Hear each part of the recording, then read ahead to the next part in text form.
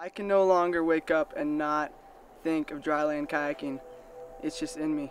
There's just like a different feeling, you know? It's just kind of a sense of freedom, actually.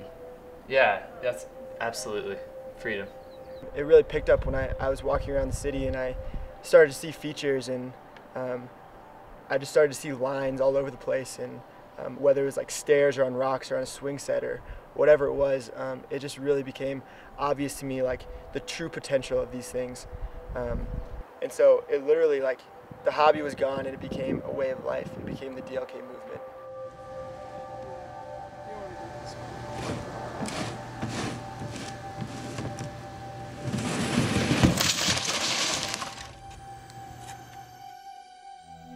My kayaking journey began when I was about 5 years old, and I really just dove straight into the game, just doing some crazy stuff, going down rivers, jumping off bridges, going down waterfalls, hitting every class rapid I could.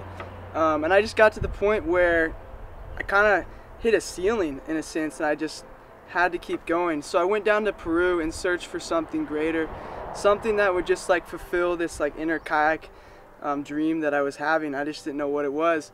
So I'm down there and I see this tribe of people riding down hills in bamboo sleds, and I'm like, I have to do that with a kayak. So I took that idea back to the States and started what's now known as the dry land kayaking movement.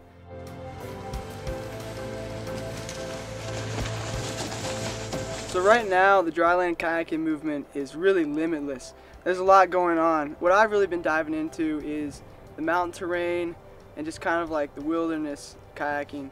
So when I'm up on a hill, I'm looking down and I'm just picking my line that I'm going to take in the kayak, and it's serious because you can't pick the wrong line, or your flip or your tip, hit a rock, and so it's really a serious deal. So ever since I started this dry land kayaking movement, I've really just been trying to reel people in, just to see what it's all about and just to pull them out of the water and see what real kayaking really is, because opportunities are really limitless. So I was walking down the street one day, just hanging out and doing my thing, and I stumbled upon this guy who's just hanging out with a kayak and a paddle, and I was pretty curious, so I went and talked to him, and he started to explain the DLK movement to me, and I was honestly pretty skeptical at first, and then he started to kind of explain the energy that went with it and just the flow of life, and it really opened my eyes.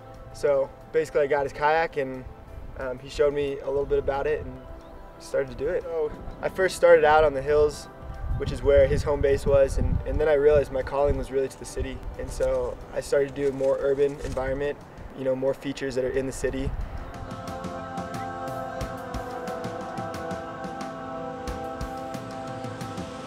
It just completely expanded from there. Like, it really became just eye-opening to what the possibilities were.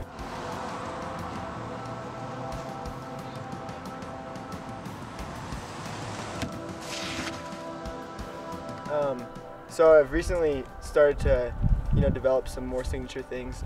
Really, it's just anything that has kind of a decline or a little drop or a little feature. Stairs are really sweet. You get going pretty fast. Playgrounds are another place you can really mess around on.